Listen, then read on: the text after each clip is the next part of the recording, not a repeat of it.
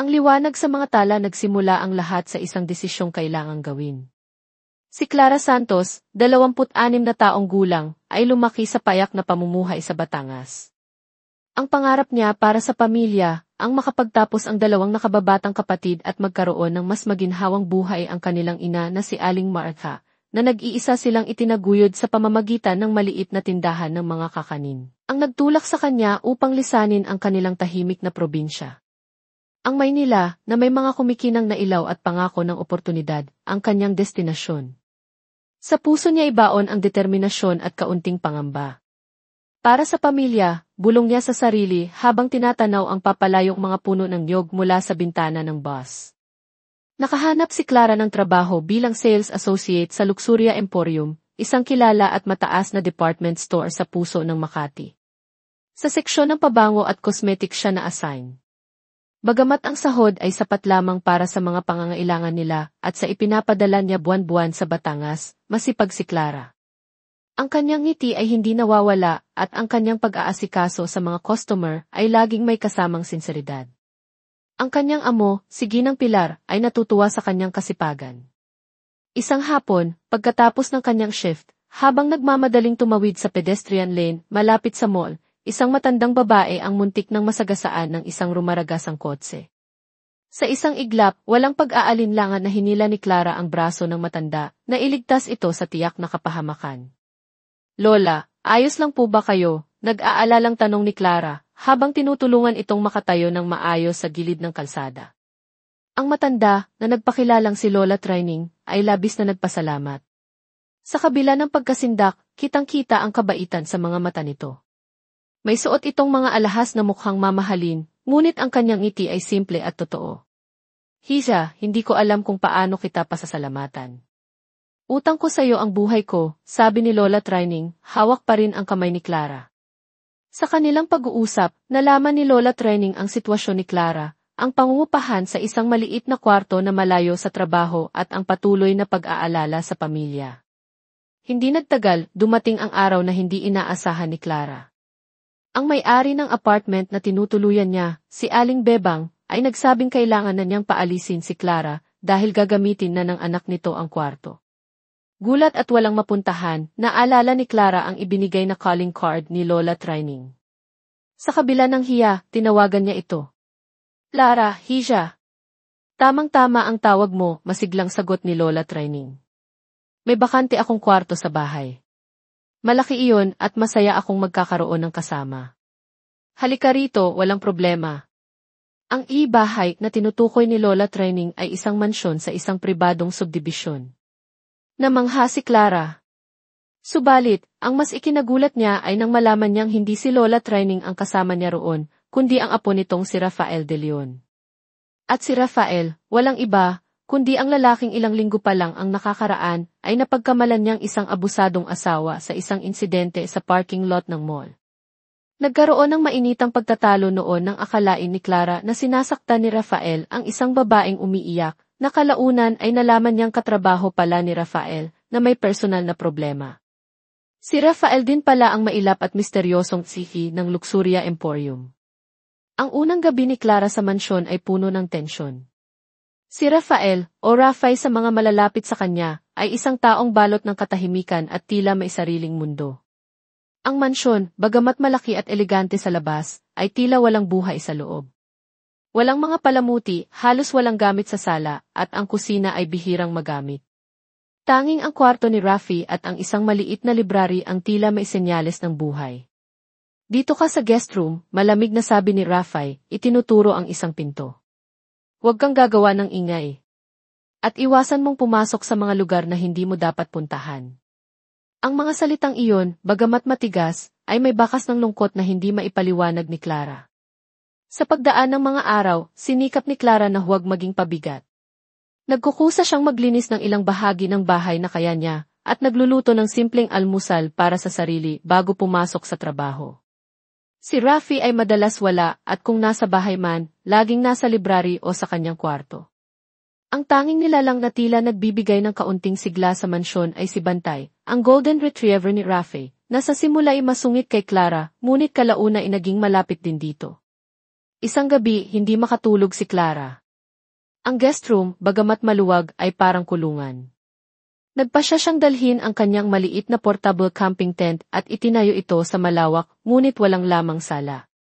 Doon, sa loob ng tent, habang nakikinig ng musika mula sa kanyang cellphone, naramdaman niya ang kaunting kalayaan. Nagulat na lang siya.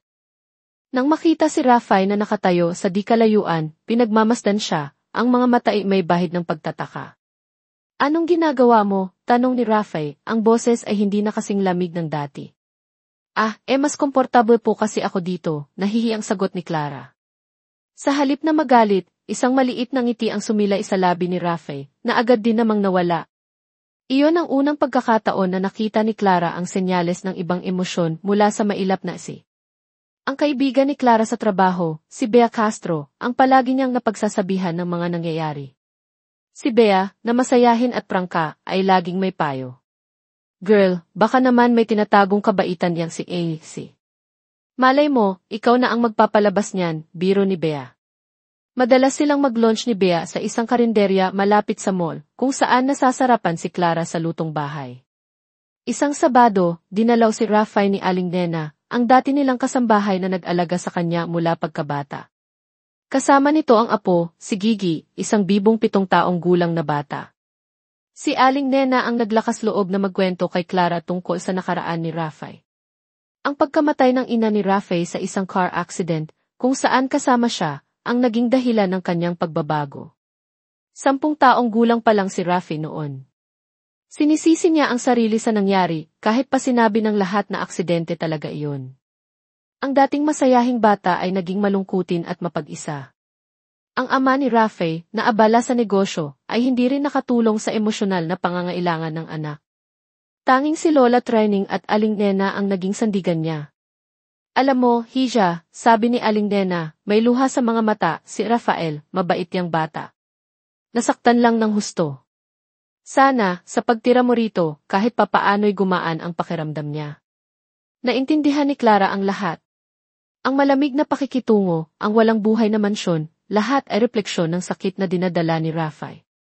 Isang hapon, habang nagdidilig si Clara ng mga halaman sa hardin, na siya na ang nagkusa na alagaan, may isang tandang na manok, alaga pala ni Rafael na nakawala sa kulungan, ang biglang dumapo sa ulo niya.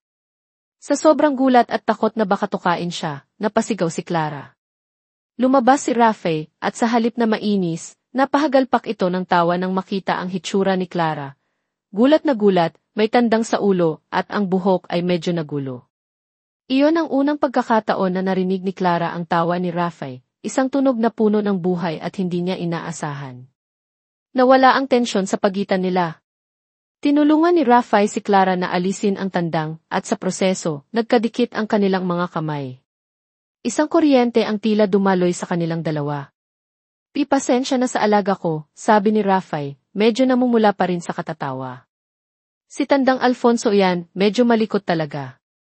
Okay lang po, Sir Rafael. Nagulat lang ako, sagot ni Clara, napapangiti na rin. Hindi ko alam na may alaga pala kayong manok. Marami pa akong alaga, sagot ni Rafael, at sa unang pagkakataon, nagkwento siya tungkol sa maliit niyang farm sa likod bahay na hindi pa napupuntahan ni Clara. Mula noon, unti-unting nagbago ang pakikitungo ni Rafael kay Clara. Hindi na siya kasing ilap. Minsan, sasabayan na niya itong kumain ng almusal na inihanda ni Clara. Nagkakaroon na sila ng mga maikling usapan tungkol sa trabaho, sa mga halaman, o kahit sa mga paborito nilang pelikula noong bata pa sila. Napansin ni Clara na kapag si Rafael ay ngumingiti, lumalabas ang maliit nitong biloy sa kaliwang pisngi, na lalong nagpapagwapo sa kanya. Isang gabi, malakas ang ulan. Napansin ni Clara na nakaupo si Rafael sa may bintana ng sala, nakatanaw sa labas, ang mukha'y balot na naman ng lungkot. Nilapitan niya ito. Sir Rafael, ayos lang po ba kayo? Mahinang tanong ni Clara. Napatingin si Rafael sa kanya, ang mga mata ay may bakas ng sakit. Naaalala ko lang ang mommy ko. Mahilig siya sa ulan. Hindi alam ni Clara ang sasabihin, kaya't umupo na lang siya sa di kalayuan, tahimik na sinasamahan ito. Maya-maya, nagsalita si Rafael. Kasalanan ko kung bakit siya nawala, halos pabulong na sabi ni Rafael. Hindi po totoo yan, Sir Rafael, agad na sagot ni Clara. Aksidente po ang nangyari. Wala pong may gusto noon. Nagulat si Rafael. Paano mo nalaman? Nabanggit po ni Aling Nena pag-amin ni Clara. Sir Rafael, hindi niyo po dapat sinisisi ang sarili niyo. Sigurado po akong ayaw ng mommy niyo na nakikita kayong ganito. Ang mga salita ni Clara, simple ngunit puno ng sinseridad, ay tila tumagos sa puso ni Rafael. Sa gabing iyon, sa kauna-unahang pagkakataon sa loob ng maraming taon, naglabas siya ng sama ng loob. Umiyak siya sa harap ni Clara, hindi dahil sa awa, kundi dahil sa pag-unawa na naramdaman niya mula sa dalaga. Si Clara naman ay nanatili sa tabi niya, hindi nagsasalita, hinahayaan lang siyang ilabas ang lahat ng sakit. Ang pangyayaring iyon ang lalong nagpalapit sa kanila. Nagsimula nang magkaroon ng kulay ang mansyon. Nagkusa si Clara na ayusin ang sala, naglagay ng mga kortina at ilang palamuti. Pumayag naman si Rafael. Minsan, nagpapatulong pa ito kay Clara sa pagpili ng mga gamit. Ang kusina ay napuno na rin ng amoy ng nilulutong pagkain dahil madalas na silang sabay kumain. Si Bantay, ang aso, ay tila mas sumigla dahil sa masayang aura sa bahay. Niyaya ni Clara si Rafael na kumain sa paborito niyang karinderya. Noong una ay nag-aalangan si Rafael sana sa mga mamahaling restaurant. Ngunit pumayag din siya. Nag-enjoy si Rafael sa simpleng isaw at goto ni Mang Kiko. Nakita niya ang mundo mula sa ibang perspektibo, isang mundong simple ngunit puno ng saya. Isang araw na late nang uwi si Clara dahil sa overtime. Nag-aalala si Rafael. Sinalubong niya ito sa gate. Saan ka galing? Gabing-gabi na, tanong ni Rafael, bakas ang pag-aalala. Nag-overtime lang po, sir. Pasensya na po, sagot ni Clara. Rafael na lang. At huwag ka nang magpo, sabi ni Rafael. Kumain ka na ba?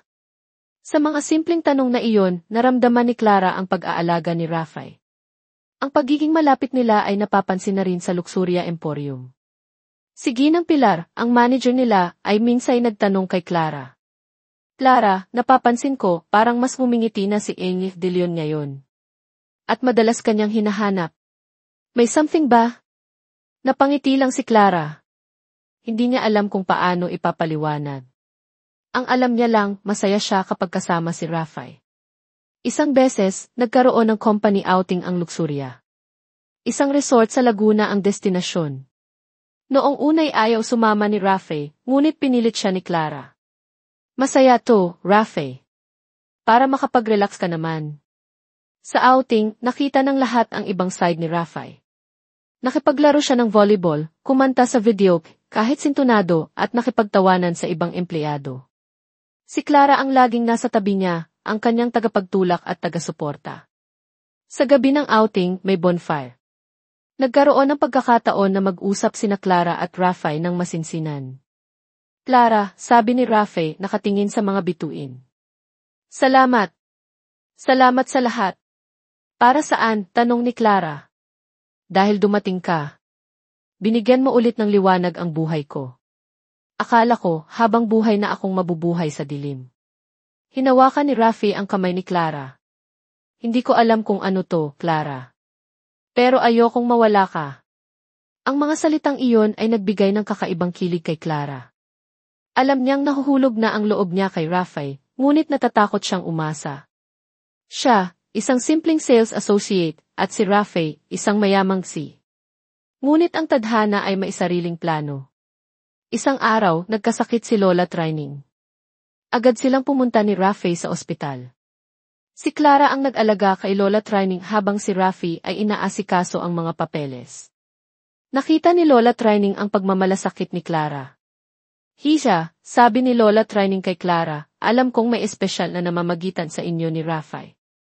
Huwag ninyong hayaang masira yan ng takot o ng sasabihin ng iba. Pareho kayong mabuting tao. Nang gumaling si Lola Trining, nagkaroon sila ng maliit na salu-salo sa mansyon. Naroon din si Aling Nena at si Gigi.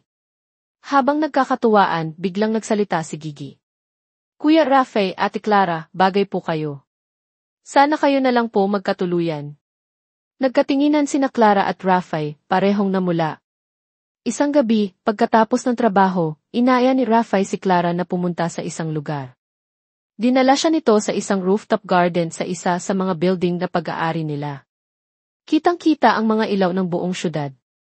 May nakahandang lamesa na may pagkain at kandila. Clara, simula ni Rafe, ang boses ay maihalong kaba. Alam kong napakabilis ng mga pangyayari. Alam kong marami tayong pagkakaiba. Pero isa lang ang sigurado ko. Lumuhod si Rafe sa harap ni Clara, may kinuha sa bulsa, isang maliit na kahon. Mahal kita, Clara Santos. Mahal na mahal kita. Mula nang dumating ka, binago mo ang lahat. Ikaw ang liwanag ko. Will you be my girlfriend? Naiyak si Clara sa tuwa. Hindi siya makapaniwala. Ang lalaking dati niyang kinaiinisan, ang lalaking balot ng misteryo, ay nasa harap niya ngayon, nagpapahayag ng pag-ibig. Rafe. Sagot ni Clara, habang sinusuot ni Rafe ang isang simpleng singsing na may maliit na diamante sa daliri niya. Naging opisyal ang kanilang relasyon. Noong una'y itinago nila ito sa trabaho, ngunit hindi nagtagal ay nalaman din ng lahat, lalo na ni Bea na halos magtatalon sa tuwa. Marami ang natuwa para sa kanila, ngunit may ilan ding nagbulungan, iniisip na baka ginagamit lang ni Clara si Rafe. Ngunit hindi ito pinansin ng dalawa. Ang mahalaga ay ang pagmamahalan nila. Si Clara ay nagpatuloy sa kanyang pangarap. Sa tulong ni Rafe, nakapag-enroll siya sa night school, kumukuha ng kursong psychology. Gusto niyang makatulong sa mga taong may pinagdadaanang emosyonal na pagsubok, tulad ng naranasan ni Rafe. Mahirap ang pagsabayin ang trabaho at pag-aaral, ngunit si Rafe ang kanyang inspirasyon.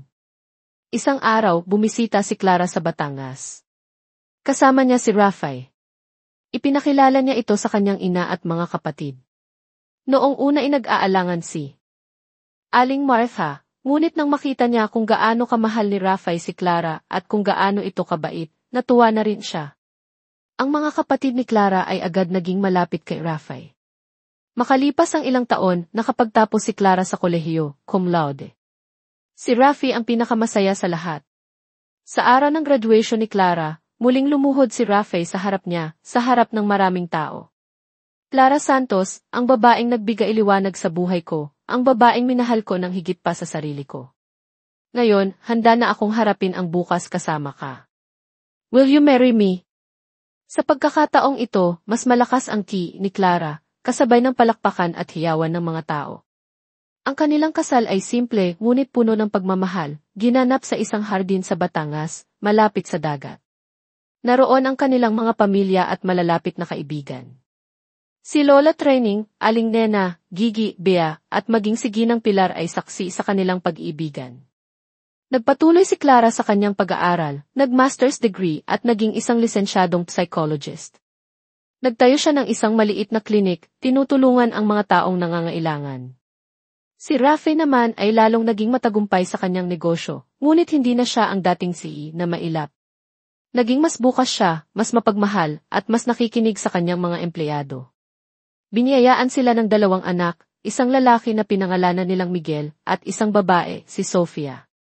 Lumaki ang mga bata sa isang tahanang puno ng pagmamahal, tawa at pag-unawa. Ang mansyon na dati walang buhay ay naging isang pugad ng kaligayahan. Si Bantay, na matanda na, ay masayang pinagmamasdan ang mga batang naglalaro. Isang gabi, habang nakaupo sila sa veranda, pinagmamasdan ang mga bituin, niyakap ni Rafe si Clara. Naaalala mo ba noong una tayong nagkita? Tanong ni Rafe. Napangiti si Clara. Naman. Akala ko, isa kang halimaw. Natawa si Rafe. At ikaw, akala ko, isang anghel na hulog ng langit. Hindi ako anghel, Rafe. Tao lang. Nagkataon lang na nakita kita sa dilim. At ikaw ang naging liwanag ko, mahal ko, bulong ni Rafe, hinalikan si Clara sa noo. Ikaw at ang ating mga tala. Ang pag-ibigan nila ay patunay na kahit gaano pa kadilim ang nakaraan, laging may darating na liwanag. At ang liwanag na iyon ay maaaring matagpuan sa hindi inaasahang tao, sa hindi inaasahang pagkakataon. Ang mahalaga ay buksan ang puso at hayaang ang pag-ibig ang maging gabay. Kinabukasan, maagang pumasok si Rafe sa opisina. Ang tensyon ay ramdam sa buong executive floor ng Luxuria Emporium. Si Ginoong Alberto Ramirez, isang lalaking nasa edad 50 na, may manipis ng buhok, ngunit matalas pa rin ang isip, ang sumalubong sa kanya dala ang isang makapal na folder. Rafe, ito na ang mga paunang ulat, sabi ni Ginoong Alberto, ang boses ay seryoso. Ang Nova Holdings ay agresibo. Sa loob lamang ng ilang linggo, nakakuha na sila ng halos 15% shares. At ang pinagmulan ng pondo nila, tila walang katapusan. May ideya na ba tayo kung sino itong si Marco Imperial? Tanong ni Rafe, habang binubuklat ang mga dokumento. Mga numero, chart, at legal na jargons ang laman nito. Umiling si Ginoong Alberto. Napaka-pribado. Walang masyadong lumalabas na impormasyon. Ang alam lang natin, bigla siyang sumulpot sa mundo ng negosyo na may malaking kapital. Ang sabi-sabi, may koneksyon daw sa mga dayuhang mamumuhunan. Habang nagpupulong sila, pumasok ang sekretarya ni Rafe, si Edith Jenny, na may dalang kape. Sir, may naghahanap po sa inyo. Nagpakilalang si Amy Antonio de Leon. Napakunot ang noo ni Rafe. Si Antonio de Leon ay pinsan ng kanyang yumaong ama, isang taong matagal na nilang hindi nakikita at may hindi magandang reputasyon sa pamilya dahil sa mga nakaraang issue sa pera. Papasukin mo, utos ni Rafe, may halong pagtataka at kaba. Pumasok si Tio Antonio, mas matanda na ang itsura, ngunit ang mga mata ay tila may kislap ng isang oportunista. Rafe, apo, bati nito, tila napakalapit nila. Nabalitaan ko ang nangyayari sa Luxuria. Nandito ako para mag-alok ng tulong. Pinagmasdan ni Rafe ang kanyang tiyuhin. Anong klaseng tulong, Tio Antonio? Alam mo na, koneksyon, pondo basta't magkakasundo tayo, nakangising sabi nito. Naramdaman ni Rafe ang isang hindi magandang intensyon. Itinuring niya itong isang babala. Samantala, sa klinik ni Clara, pangalawang sesyon na nila ni Ms. Cassandra Valderrama. Mas kalmado na ito ngayon kumpara noong una. Santos, natatakot ako. Pakiramdam ko, lahat ng pinaghirapan ko, mawawala lang pag-amin ni Cassandra habang pinipisil ang mga kamay. Ang hirap magpanggap na masaya ka sa harap ng kamera. Pero sa loob-loob mo, durog na durog ka. Cassandra, ang nararamdaman mo ay valid, paliwanag ni Clara. Ang mahalaga, kinikilala mo ito at humihingi ka ng tulong. Unang hakbang iyan sa paggaling. Nagpatuloy ang kanilang sesyon, unti-unting binubuksan ni Cassandra ang mga sugat ng kanyang nakaraan, ang pressure mula sa pamilya, ang mga mapanghusgang komento ng publiko at ang mga nawalang relasyon dahil sa kanyang karera. Nakinig si Clara ng may buong atensyon at pangunawa. Pag-uwi ni Clara, naabutan niyang naglalaro sina Rafe at ang mga bata sa sala. Si Bantay, ang kanilang matandang golden retriever, ay nakahiga sa paanan ni Rafe, tila nakikisaya. Sandaling nawala ang bigat na naramdaman ni Clara sa buong araw. Mommy, sabay na sigaw ni na Miguel at Sofia, at tumakbo para yumakap sa kanya. Hi, mga anak! How's your day? Tanong ni Clara, ginawaran ng halik ang bawat isa.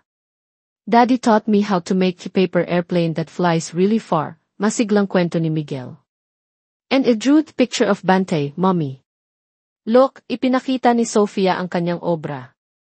Lumapit si Rafe at niyakap si Clara mula sa likod. Welcome home, mahal. Mukhang pagod ka. Medyo lang, sagot ni Clara, isinandal ang ulo sa dibdib ni Rafe.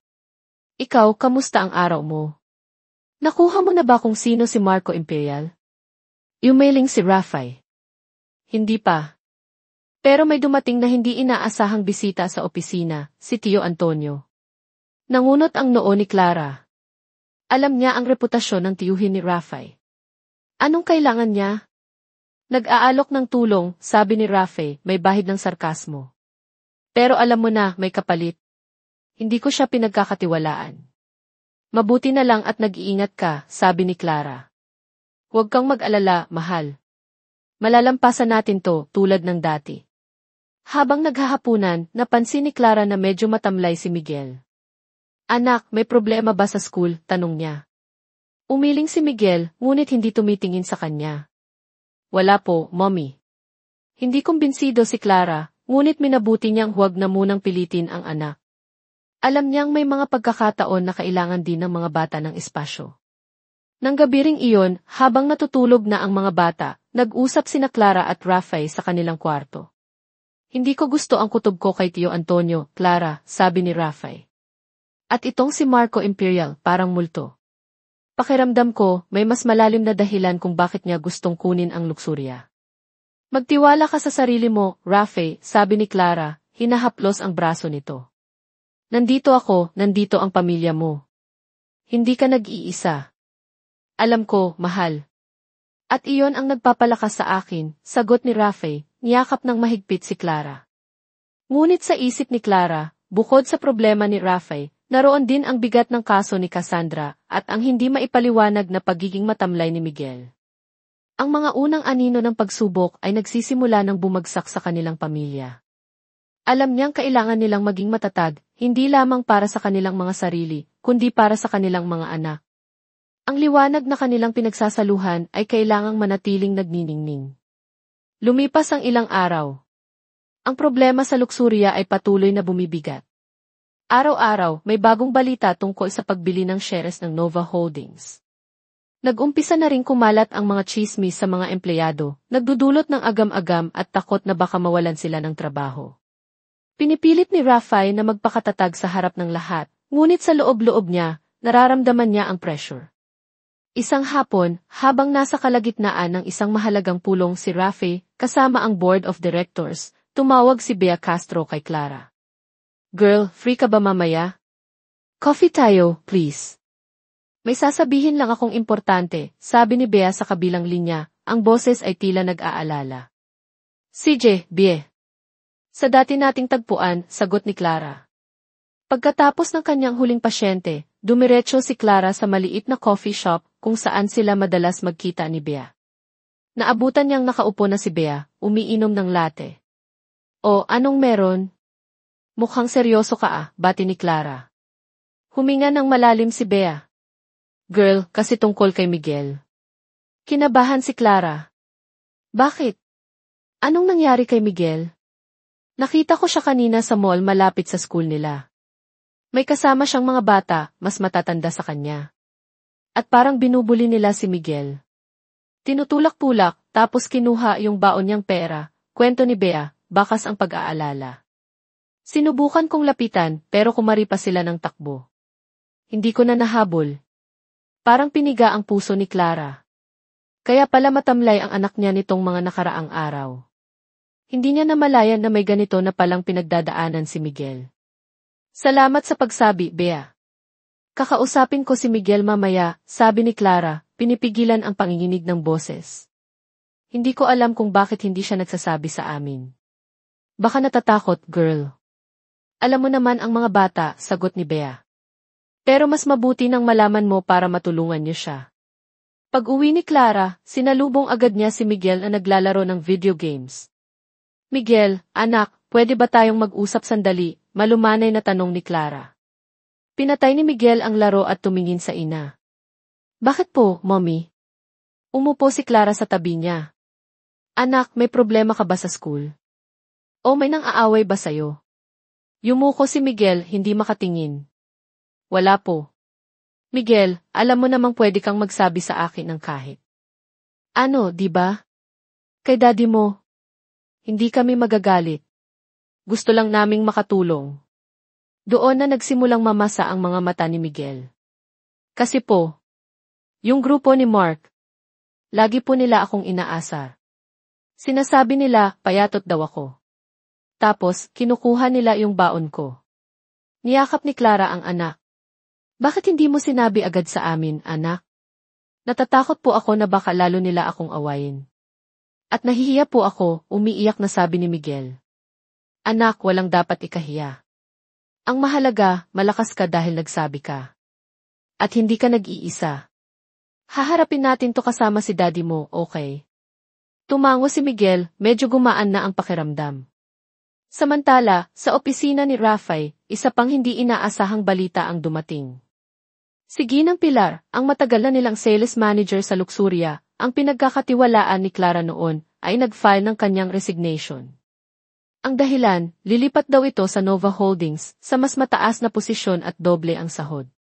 Nang marinig ito ni Rafael, hindi niya maiwasang makaramdam ng pagkadismaya.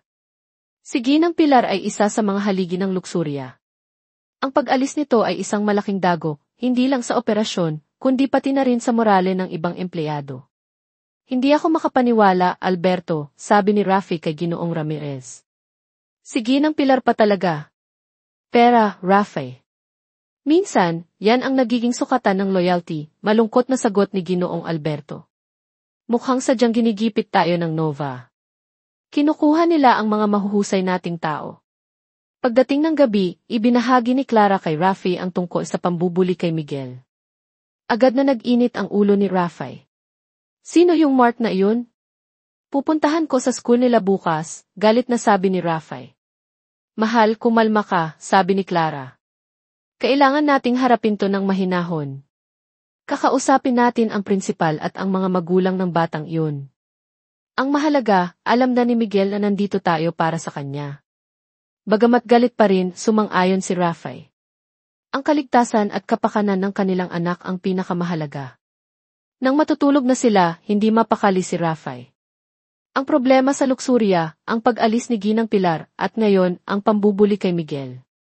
Tila sabay-sabay silang sinusubok. Clara, bulong ni Rafi sa dilim. Pakiramdam ko ang bigat-bigat. Niyakap ni Clara ang asawa. Alam ko, mahal. Pero tandaan mo, hindi ka nag-iisa. Magkasama tayo rito. At si Miguel, matapang na bata yun.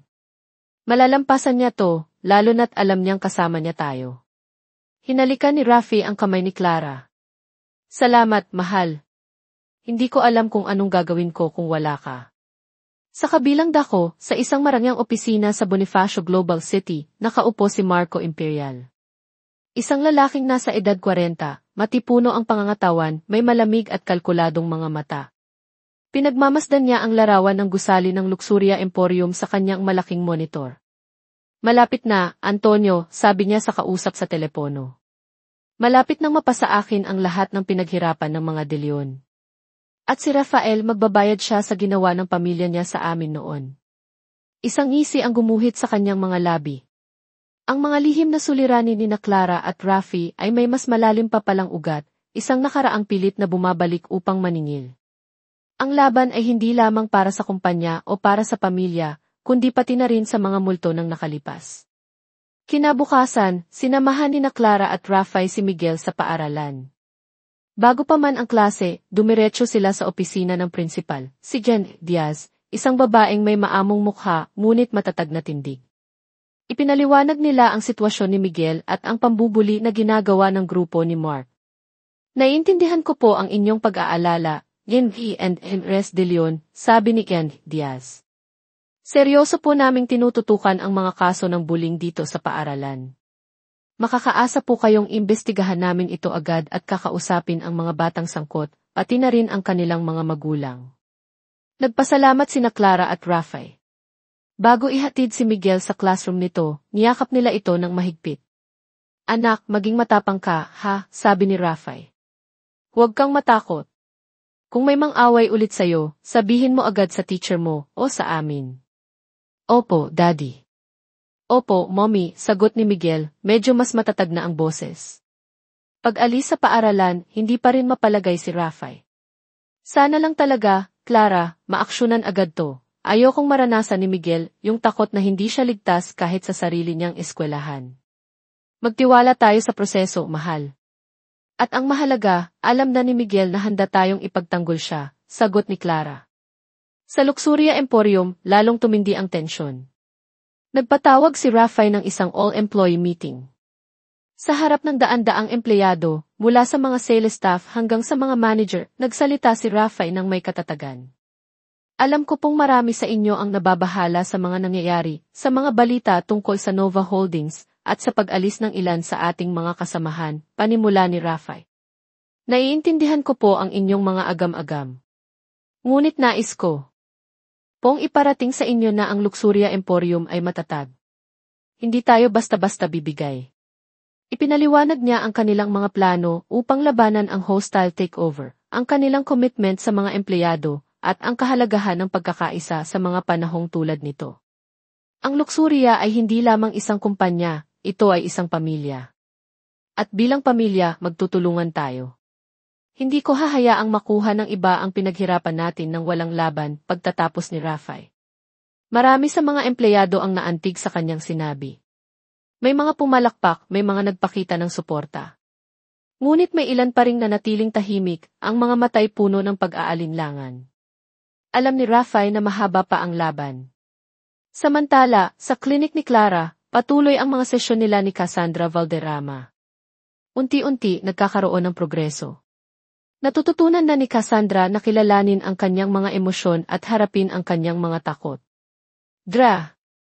Santos, nagsimula na po akong magsulat ulit, masayang balita ni Cassandra isang araw. Dati, paborito ko tong gawin pero nawalan ako ng gana. Ngayon, parang bumabalik na.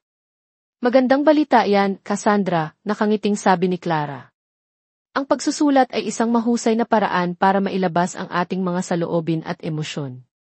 Ngunit habang tumutulong si Clara kay Cassandra, hindi niya maiwasang isipin ang sarili niyang pamilya, ang mga hamon na kanilang kinakaharap. Minsan, nahihirapan siyang ihiwalay ang kanyang profesional na buhay sa personal niyang mga alalahanin. Isang gabi, habang naghahanda ng hapunan, tumawag si Lola Trining. Clara, apo, kamusta na kayo dyan? Nakarating sa akin ang balita tungkol sa luksurya. Huwag kayong masyadong mag-alala ni Rafael, ha? Malakas si Rafael at matalino. At higit sa lahat, nandyan ka para sa kanya. Salamat po, Lola. Malaking bagay po ang suporta nyo, sagot ni Clara. Nga pala, apo, dagdag ni Lola Trining. May nabalitaan ako tungkol dyan sa Marco Imperial.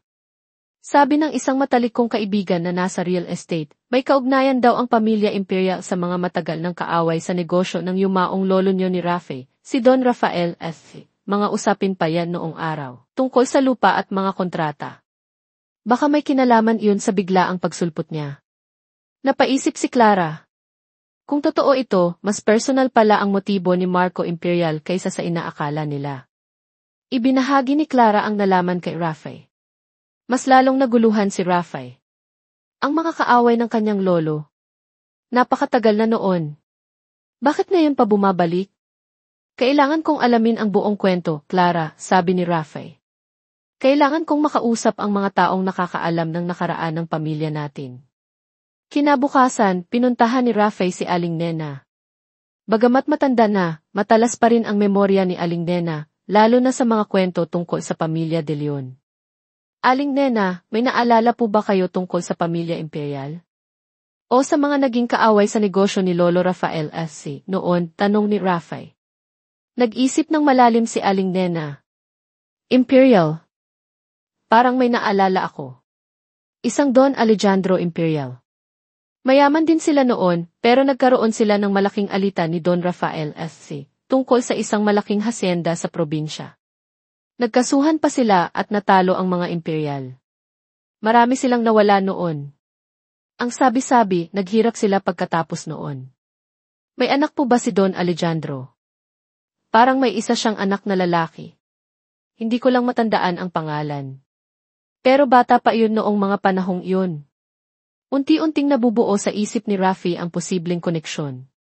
Kung si Marco Imperial ay kaanak ng mga Imperial na iyon, posibleng paghihiganti ang motibo nito. Ngunit kailangan niya ng mas matibay na ebidensya. Habang si Rafi ay abala sa paghahanap ng kasagutan, si Clara naman ay nakatanggap ng tawag mula sa paaralan ni Miguel. Pinapapunta sila ni Gian Diaz. Kasama ang mga magulang ni Mark. Kinabahan si Clara. Ito na ang paghaharap. Alam niyang kailangan niyang maging matatag para sa kanyang anak, ngunit hindi niya maiwasang kabahan para sa kung anong mangyayari. Ang mga hamon ay tila dumarating ng sabay-sabay, sinusubok ang kanilang katatagan bilang individual at bilang isang pamilya. Dumating sina Clara at Rafael sa opisina ni Ken Diaz na may halong kaba at determinasyon. Naroon na ang mga magulang ni Mark, isang mag-asawang mukhang disente, ngunit may bakas ng pag-aalala sa kanilang mga mukha. Si Mark naman ay nakayuko, hindi makatingin. Magandang umaga po, Jimmy and Rivers de Leon, Jimmy and Santos, apelyido ng mga magulang ni Mark, bati ni Ian Diaz, sinisikap na maging kalmado ang lahat. Nandito po tayo para pag-usapan ang insidente sa pagitan ni Miguel at Mark. Ipinaliwanag ni Ian Diaz ang mga pangyayari batay sa salaysay ni Miguel at sa investigasyon ng paaralan. Tahimik na nakinig ang mga magulang ni Mark. Hindi po namin alam na may ganitong ginagawa ang anak namin, sabi ng ina ni Mark, si Ginang Santos, ang boses ay maihalong hiya at lungkot. Patawad po. Kakausapin po namin. Nang masinsinan si Mark, ang ama naman ni Mark, si Ginoong Santos, ay bumaling kay Miguel. Miguel, pasensya ka na sa ginawa ng anak namin, ha? Hindi tama yun. Tumango lang si Miguel. Mark, tawag ni Gian Diaz. Bakit mo ginawa iyon kay Miguel? Hindi agad sumagot si Mark. Maya-maya, nagsalita ito ng mahina. Kasi po inaasar din po ako ng ibang mga kaklase ko. Sinasabi nila, lampa daw ako. Kaya kaya ko po ginawa iyon kay Miguel para ipakita na matapang din ako. Nagkatinginan sina Clara at Raffay. Naunawaan nila na si Mark man ay biktima rin sa ibang paraan. Mark, hindi solusyon ang manakit ng iba para lang maramdaman mong matapang ka, malumanay na sabi ni Clara. Ang tunay na katapangan ay ang pag-amin sa pagkakamali at paghingi ng tawad. Bumaling si Mark kay Miguel. Miguel, sorry. Okay lang, sagot ni Miguel, medyo nahihiya pa rin. Nagkasundo ang dalawang pamilya na magtutulungan upang gabayan ang kanilang mga anak. Nagpasya ang paaralan na bigyan ng counseling si Mark at ang kanyang grupo at patuloy na imomonitor ang sitwasyon. Paglabas nila sa opisina, gumaan ang pakiramdam ni na Clara at Raffay. Isang problema ang tila nabigyan ng paunang solusyon. Anak, proud kami sayo, sabi ni Raffy kay Miguel, ginulo ang buhok nito. Dahil naging matapang kang harapin to. Samantala, ang sitwasyon sa Luxuria ay hindi pa rin bumubuti. Nagpatuloy ang Nova Holdings sa kanilang agresibong pagbili ng shares. Napilitan si Raffay na gumawa ng mga mahihirap na desisyon, kasama na ang pagbebenta ng ilang non-core assets ng kumpanya upang mapalakas ang kanilang pondo at makabili rin ng sarili nilang shares para mapanatili ang kontrol. Ang bawat araw ay isang laban. Isang gabi, habang nag-uusap sina Clara at Raffay, biglang naalala ni Raffy ang isang lumang album ng mga larawan ng kanyang lolo Rafael F. Clara, baka may makita tayong clue doon, sabi ni Raffay. Kinuha nila ang album. Mga kupas na larawan ng nakaraan ang kanilang nakita. Mga larawan ni Don Rafael S.C., kasama ang mga kasosyo sa negosyo, mga kaibigan at pamilya. Sa isang larawan, napansin ni Raffy ang isang lalaking pamilyar ang mukha, kahawig ni Marco Imperial, ngunit mas bata. Nakatayo ito sa tabi ni Don Alejandro Imperial. Siya na nga kaya to, tanong ni Raffay. Ang anak ni Don Alejandro. Sa ilalim ng larawan, may maliit na sulat kamay, Don Alejandro Imperial at ang kanyang anak na si Marcelo. Marcelo Imperial. Marco Imperial. Nagkatinginan sina Clara at Raffay. Posible kayang iisang tao lang sila o magkapatid? O baka naman si Marco ay anak ni Marcelo? Ang misteryo ay lalong lumalalim. Kinabukasan, ipinatawag ni Raffy ang kanyang legal team at private investigators. Ibinigay niya ang pangalang Marcelo Imperial at ang posibleng koneksyon nito sa Nova Holdings. Hanapin niyo ang lahat ng impormasyon tungkol kay Marcelo Imperial at sa pamilya niya. Kailangan nating malaman kung ano talaga ang motibo nila, utos ni Raffay. Habang nagaganap ang lahat ng ito, si Cassandra Valderrama ay patuloy na nagpapakita ng pagbuti. Nagsimula na siyang lumabas ulit, unti-unting bumabalik sa kanyang mga dating kaibigan, at pinag-iisipan na ring bumalik sa pag-arte, ngunit sa mga proyektong mas malapit sa kanyang puso. Santos, hindi ko alam kung paano kayo pasasalamatan, sabi ni Cassandra sa isang sesyon. Binigyan niyo ako ng bagong pag-asa. Ikaw ang gumawa niyan para sa sarili mo, Cassandra, sagot ni Clara. Naging gabay lang ako. Ang tagumpay ni Cassandra ay nagbigay ng inspirasyon kay Clara, isang paalala na kahit sa gitna ng kadiliman, laging mailiwanag na mahahanap. Isang weekend, nagpasya sina Clara at Raffay na dalhin ang mga bata sa Batangas para bisitahin si Aling Martha. Kailangan nila ng pahinga mula sa stress ng syudad. Sa probinsya, tila huminahon ang lahat. Naglaro sina Miguel at Sofia sa tabing dagat, nang huli ng mga alimango, at kumain ng sariwang isda na niluto ni Aling Martha. Si Raffay, sa kabila ng mga problema sa Luxuria, ay nagawang mag-relax. Ang simpleng buhay sa probinsya ay nagbigay sa kanya ng bagong perspektibo. Mahal, sabi ni Clara kay Rafe habang pinagmamasdan nila ang paglubog ng araw. Ano man ang mangyari sa luksurya, tandaan mo na ang pinakamahalagang yaman natin ay ang pamilya natin. Hindi yan matutumbasan ng kahit anong pera o kumpanya. Niyakap ni Rafe si Clara. Alam ko, mahal. At hindi ko hahayaang sirain ng kahit sino ang pamilyang ito. Ang pagbisita sa Batangas ay nagbigay sa kanila ng bagong lakas. Ang pagkakaisa ng kanilang pamilya ang kanilang pinakamalaking sandata sa harap ng anumang sigalot. Ngunit alam nilang pagbalik nila sa Maynila, isang mas malaking laban ang naghihintay, lalo na't unti-unti nang nabubunyag ang mga lihim ng nakaraan. Ang anino ni Marcelo o Marco Imperial ay lalong nagiging malinaw. Pagbalik nila sa Maynila, agad na nagkaroon ng update mula sa private investigator ni Rafe.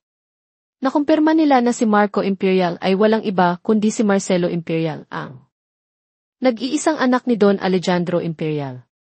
Nagbago lamang ito ng pangalan upang hindi agad makilala. Mas matindi pa, nalaman nilang si Marco Marcelo ay may malalim na galit sa pamilya De Leon dahil sa paniniwalang ang kasakiman ni Don Rafael S. Ang naging dahilan ng pagbagsak ng kanilang pamilya at ng maagang pagkamatay ng kanyang ama dahil sa sama ng loob. Kaya pala ganito ka-agresibo, sabi ni Rafe kay Clara, hawak ang report ng investigator. Hindi lang ito simpleng business takeover. Personal ito para sa kanya.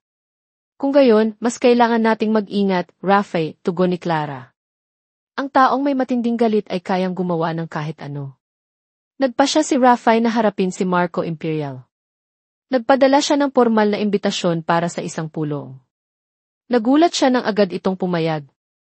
Ang paghaharap ay ginanap sa isang neutral na lugar, isang pribadong silid sa isang hotel. Pagpasok ni Rafe, naroon na si Marco, nakaupo, ang mga matay malamig at mapanuri. De Leon, bati ni Marco, walang bahid ng emosyon. Salamat sa imbitasyon. Miss Imperial, o dapat ko bang sabihin, Din Marcelo Imperial, diretsahang sabi ni Rafe. Isang bahagyang ngisi ang sumilay sa labi ni Marco. Matalas ka pala. Akala ko, tulad ka lang ng iyong lolo, masyadong kampante. Hindi ako naparito para makipagsismisan tungkol sa nakaraan, sabi ni Rafe. Nais kong malaman kung ano talaga ang gusto mo sa luksurya. Simple lang, De Leon, sagot ni Marco. Gusto kong bawiin ang nararapat sa amin. Ang luksurya ay naitayo mula sa mga pundasyong ninakaw ng lolo mo sa pamilya ko. Oras na para ibalik ang lahat. Walang katotohanan iyang sinasabi mo, giit ni Rafe. Nanalo ang lolo ko sa kaso noon ng patas. Tumawa si Marco, isang tawang puno ng pait. Patas?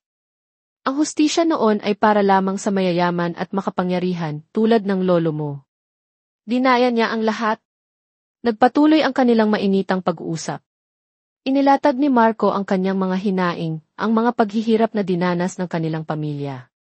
Inamin niyang ginugol niya ang halos buong buhay niya sa pagpapalakas ng sarili at pag-ipon ng yaman upang maisakatuparan ang kanyang paghihiganti. Si Rafe naman ay nanindigan na walang kasalanan ang kanyang pamilya sa sinapit ng mga imperial.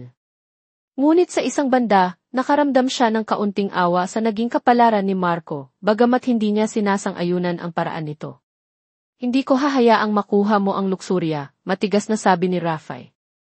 Lalaban ako para sa kumpanyang ito, para sa mga empleyado namin at para sa pamilya ko. Tingnan natin, De Leon, hamon ni Marco. Ang pera at galit ay isang makapangyarihang kombinasyon. Pag-alis ni Rafe sa pulong, mabigat ang kanyang dibdib. Alam niyang hindi magiging madali ang laban. Si Marco Imperial ay isang kalabang hindi basta-basta susuko. Samantala, si Clara ay may sarili ring pinagdadaanan. Isang araw, habang nasa klinik, tumawag si Bea. Girl, si Lola Trining, isinugod sa ospital, nag-aalalang sabi ni Bea. Nahilo raw bigla kanina habang nagdidilig ng halaman. Agad na pinuntahan ni Clara si Lola Trining. Naabutan niya itong nakahiga sa hospital bed, medyo maputla ngunit nakangiti pa rin. Apo, huwag kang mag-alala. Medyo nahilo lang si Lola, sabi ni Lola Trining. Lola, ano po ba talagang nangyari? Sabi ng doktor, mataas daw po ang blood pressure niyo, nag-aalalang tanong ni Clara. Siguro dahil lang to sa mga balita tungkol sa luksurya.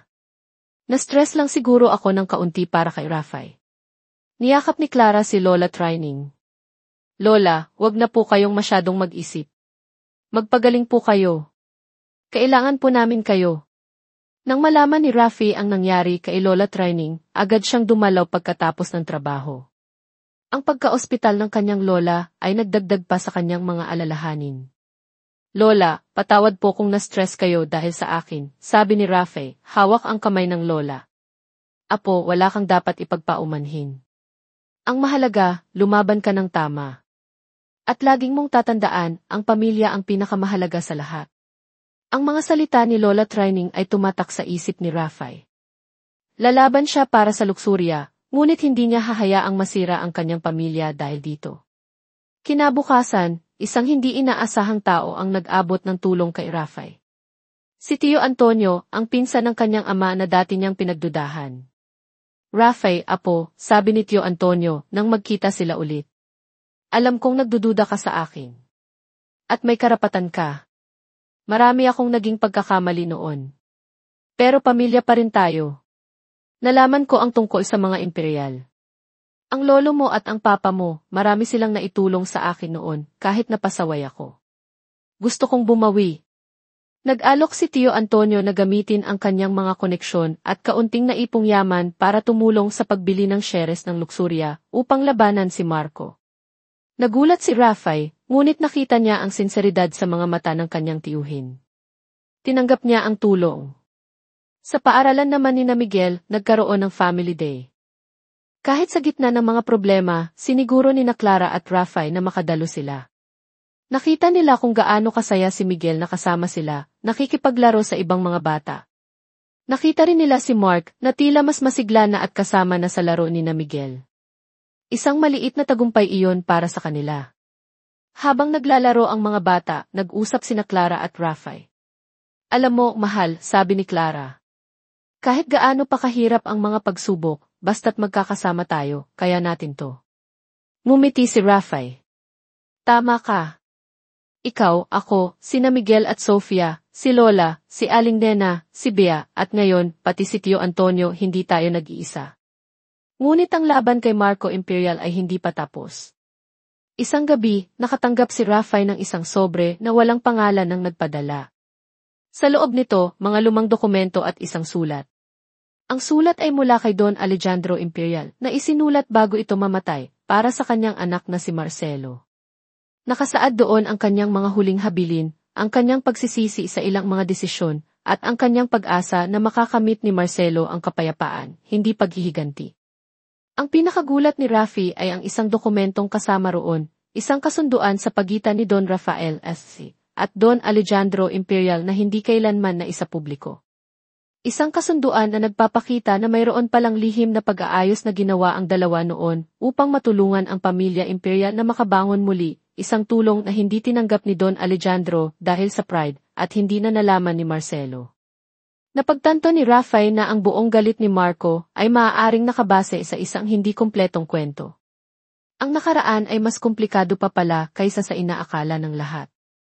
Ang pagbubunyag na ito ay maaaring magbago ng lahat. Dala ang mga bagong tuklas na dokumento, gulong-gulo ang isip ni Rafi. Kung totoo ang nakasulat doon, ang buong pundasyon ng galit ni Marco Imperial ay guguho. Ngunit paano niya ito ipapaabot kay Marco sa paraang maniniwala ito? At sino ang nagpadala ng mga dokumentong ito? Ibinahagi niya agad ito kay Clara. Pareho silang nagtaka. Sino kaya ang may interes na ipakita sa iyo to, Rafi? Tanong ni Clara. At bakit ngayon lang? Hindi ko alam, mahal. Pero pakiramdam ko may gusto itong iparating sa atin. Na marahil may paraan pa para matapos ang lahat ng ito nang hindi na uwi sa tuluyang pagkasira. Nagpasya si Rafi na subukang muli na kausapin si Marco, ngunit sa pagkakataong ito, dala na niya ang mga dokumento. Alam niyang delikado, maaaring hindi siya paniwalaan o lalo pa itong magalit. Ngunit kailangan niyang subukan. Samantala, si Lola Trining ay nakalabas na ng ospital. Bagamat medyo nanghihina pa, masigla na ulit ang kanyang disposisyon, lalo na't inaalagaan siya ng kanyang mga apo sa tuhod na sina Miguel at Sofia. Lola, nagbake po kami ni Mommy ng cookies para sa inyo, masayang sabi ni Sofia, iniaabot ang isang plato ng mga bagong lutong biskwit. Naku, salamat mga apo ko. Kayo talaga ang nagpapalakas sa akin, nakangiting sabi ni Lola Trining. Ang simpleng kasiyahan sa piling ng pamilya ang nagbibigay sa kanya ng lakas. Sa luksurya, patuloy ang laban. Sa tulong ng pondo mula kay Tio Antonio at sa suporta ng ilang tapat na shareholders, unti-unting nakakabawi si Raffy sa stock market. Ngunit si Marco Imperial ay hindi pa rin tumitigil. Bawat hakbang ni Raffy ay tinatapatan nito. Sa wakas, nagkaroon ng pagkakataon si Raffy na muling makaharap si Marco. Sa pagkakataong ito, sa opisina mismo ni Marco sa Nova Holdings. Ano na naman ang kailangan mo, De Leon? Malamig na tanong ni Marco, pagpasok ni Raffy. Walang imik na inilapag ni Raffy ang sobrang naglalaman ng mga lumang dokumento at ang sulat ni Don Alejandro. Nais kong basahin mo to, Marcelo. Tinaasan siya ng kilay ni Marco. Anong kalokohan na naman to? Basahin mo lang. Walang mawawala sa'yo, pakiusap ni Raffy. Nag-aalangan man, kinuha ni Marco ang mga papel. Habang binabasa niya ang sulat ng kanyang ama, unti-unting nagbago ang ekspresyon sa kanyang mukha. Mula sa pagiging matigas, napalitan ito ng pagkalito, pagtataka, at sa huli, bakas ng sakit. Nakita niya ang kopya ng lihim na kasunduan sa pagitan ng kanyang ama at ni Don Rafael F. Isang kasunduang nagpapakita ng kabutihang loob na hindi niya kailanman nalaman. Hindi to totoo, halos pabulong na sabi ni Marco, ang mga kamay ay nanginginig. Iyan ang sulat ng papa mo, Marcelo, sabi ni Raffy.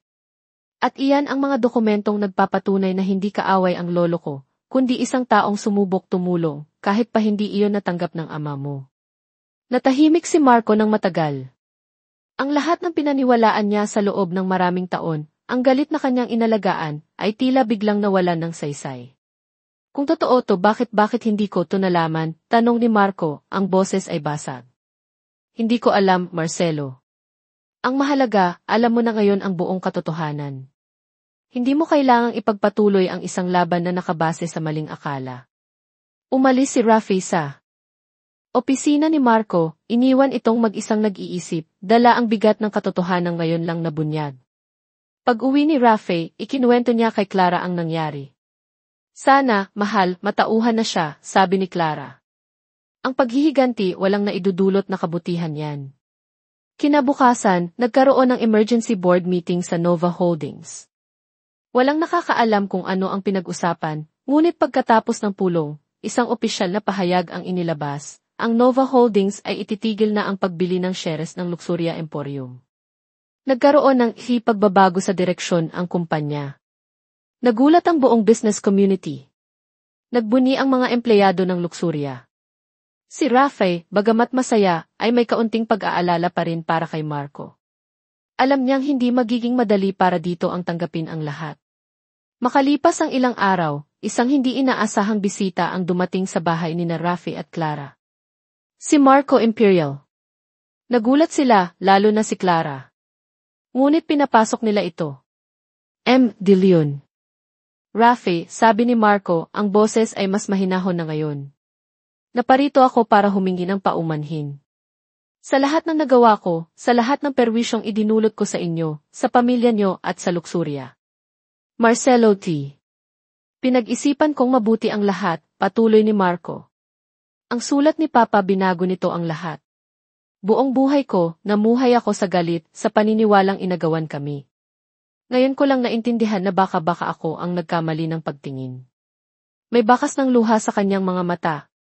Hindi ko na maibabalik ang nakaraan. Pero gusto kong subukang itama ang mga mali ko ngayon. Ibebenta ko ang lahat ng shares ng Nova sa Luxuria, pabalik sa inyo, sa tamang halaga. At gusto ko sanang humingi ng tawad sa alaala ng lolo mo at sa papa mo. Naantig sina Raffy at Clara sa sinseridad ni Marco. Marcelo, pinapatawad ka namin, sabi ni Raffy. At naniniwala akong kung nasaan man sila lolo at papa ngayon, pinapatawad ka na rin nila.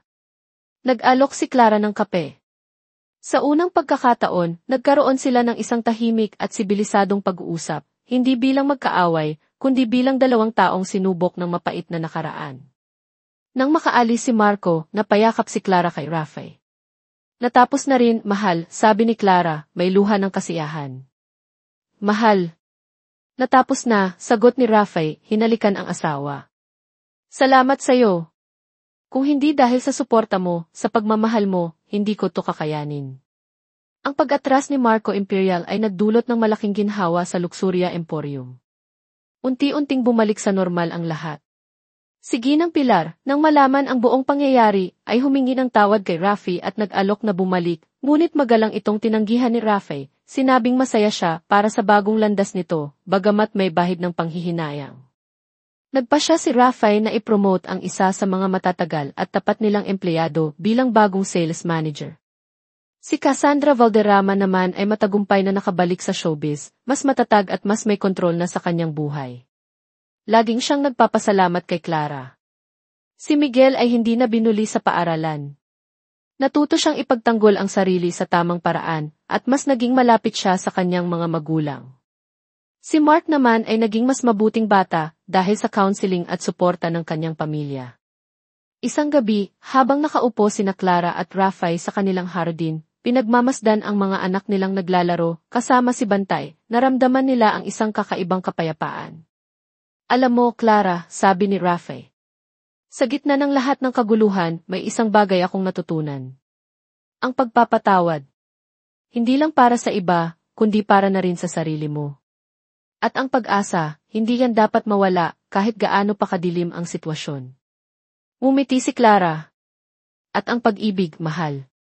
Ang pag-ibig ang laging nagbibigay sa atin ng lakas para harapin ang lahat. Ang mga pagsubok na kanilang pinagdaanan ay lalong nagpatibay sa kanilang pamilya. Ang liwanag na kanilang pinagsaluhan ay hindi lamang nanatiling nagniningning, kundi ilalo pang tumingkad, handang harapin ang anumang hamon na darating pa sa hinaharap, basta't sila'y magkakasama. Ang kwento nila ay isang patunay na sa bawat unos, laging may sisikat na araw, at sa bawat kadiliman, laging may pag-asang masisilayan. Lumipas ang ilang buwan. Ang Luxuria Emporium ay unti-unti nang nakakabangon mula sa krisis. Ang tiwala ng mga empleyado ay naibalik at ang negosyo ay nagsimula ng umusad muli. Si Rafi, kasama si Ginoong Alberto Ramirez at ang kanyang tapat na team, ay naglatag ng mga bagong estratehiya para lalong patatagin ang kumpanya.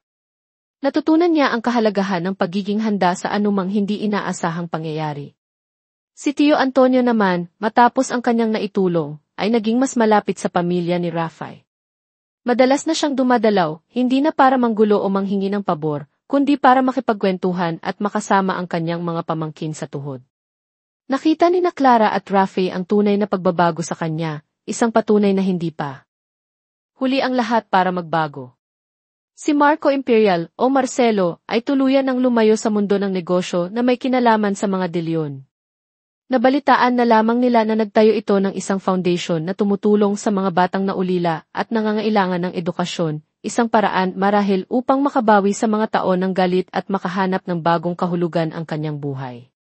Minsan, nagpadala ito ng isang liham pasasalamat kay Rafi, isang simpleng sulat na nagpapahiwatig ng kapayapaan. Isang araw, habang naglilinis si Clara ng mga lumang gamit sa library ni Rafi, natagpuan niya ang sobre na naglalaman ng mga dokumento tungkol sa kasunduan ni na Don Rafael at Don Alejandro Imperial. Hanggang ngayon, palaisipan pa rin sa kanila kung sino ang nagpadala noon. Mahal, naisip mo pa ba kung sino kaya ang nagbigay sa atin ito? Tanong ni Clara kay Rafi nang ipakita niya ulit ang sobre. Nagkibit balikat si Rafi. Marahil, isang taong nakakaalam ng buong kwento at gustong magkaroon ng kapayapaan ang lahat. O baka naman, isang guardian angel, biro niya. Ang mahalaga, dumating ito sa tamang panahon. Napangiti si Clara. Tama si Rafi. Ang mahalaga ay ang naging bunga nito. Ang pamilya De Leon ay mas naging matatag. Si Miguel, dahil sa kanyang pinagdaanan, ay naging mas sensitibo sa nararamdaman ng iba at naging tagapagtanggol ng mga mas mahihina sa kanya sa paaralan. Si Sofia naman ay patuloy na nahuhumaling sa sining, at ang kanyang mga obra ay madalas na ipinagmamalaki ni na Clara at Rafi. Si Bea Castro, ang matalik na kaibigan ni Clara, ay nagkaroon din ng sariling happy ending. Nakilala niya ang isang mabait na arkitekto, si Architect Ben, at sila ngayon ay engaged na. Si Clara ang kanyang magiging maid of honor. Girl, hindi ako makapaniwala. Ikakasal na ako, tuwang-tuwang sabi ni Bea kay Clara habang nagpapakita ng kanyang engagement ring. Sabi ko naman sa'yo, darating din yan, natatawang sagot ni Clara, masaya para sa kaibigan. Si Lola Training, bagamat may edad na, ay nanatiling malakas at aktibo. Ang kanyang hardin ay lalong gumanda at madalas siyang nagkukwento sa kanyang mga apo tungkol sa kanyang kabataan. Siya ang buhay na paalala sa pamilya ng kahalagahan ng pagmamahal, pagpapatawad at pananampalataya. Isang hapon, habang nagkakape sina Clara at Rafael sa kanilang veranda, pinagmamasdan ang papalubog na araw, naramdaman nila ang isang pambihirang katahimikan at kaligayahan. Parang panaginip lang ang lahat, di ba? Sabi ni Clara, isinandal ang ulo sa balikat ni Rafael. Ang dami nating pinagdaanan. Mahal, sagot ni Rafael, hinawakan ang kamay ni Clara. Pero lahat ng yun nagpatibay sa atin. Nagturo sa atin ng maraming aral. At ang pinakamahalagang aral, dagdag ni Clara, ay ang pag-ibig. Ang pag-ibig sa pamilya, sa kapwa at sa sarili. Yun ang liwanag na hindi kailanman mamamatay. Biglang lumapit sina Miguel at Sofia, dala ang isang malaking drawing paper. Mommy, Daddy, look. We drew our family, masiglang sabi ni Miguel. Sa papel, nakaguhit ang isang bahay, may araw na nakangiti, at 5 stick figures na magkakahawak kamay, sina Clara, Rafael, Miguel, Sofia, at si Bantay na may buntot na kumakawag. Sa itaas, may nakasulat na, Our Happy Family. Natawa sina Clara at Rafael. Niyakap nila ang kanilang mga anak. Ito ang pinakamagandang obra na nakita ko, sabi ni Rafael, ginulo ang buhok ng 2 bata. We love you, Mommy and Daddy, sabay na sabi ni Miguel at Sofia. We love you more, mga anak, sagot ni Clara, ang puso ay puno ng kagalakan. Habang papalubog ang araw, at ang langit ay nagkukulay kahel at lila, tahimik na pinagmasdan ng mag-asawang De Leon ang kanilang pamilya. Ang mga pagsubok ay maaaring dumating at umalis, ngunit ang pagmamahalan na kanilang pinagsasaluhan, ang liwanag na kanilang tinataglay, ay mananatili. Ito ang kanilang bagong simula, isang simula na puno ng pag-asa, pagmamahal, at walang hanggang pasasalamat. Ang mga tala sa langit ay tila mas nagniningning ng gabing iyon, mga saksi sa isang kwento ng pag-ibig na nalampasan ang kadiliman, at sa isang pamilyang natutong sumayaw sa gitna ng unos, laging magkakasama, laging may pag-asa.